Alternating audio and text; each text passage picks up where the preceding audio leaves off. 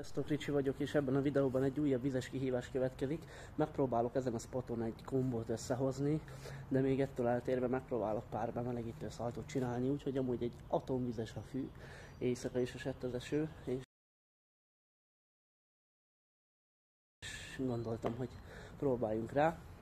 Az első ugrásom egy sima pinflip lesz, utána követi egy kesztyűvé, utána meg egy gyűlös pinflip, és mikor már érzem, hogy stabilak ezek az ugrások, akkor összekötöm őket.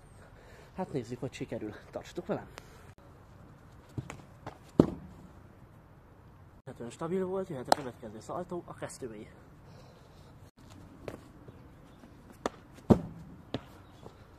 A szaltó, mint mondtam, az ülős pinflip.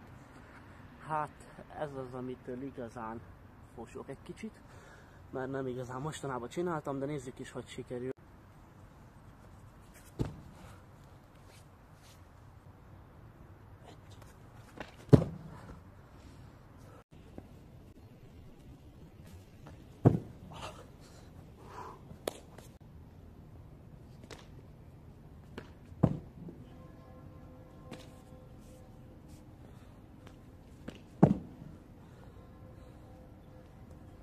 Na hát ennyi lett volna ez a vizes kihívás. Tudom, nem igazán voltak szépen összekötve a szaltók, de majd egy szárazabb időben még visszatérek rá. Most egyelőre ennyivel megelégszek.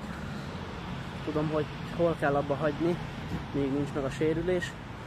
Szóval köszönöm, hogy velem tartottatok, sziasztok!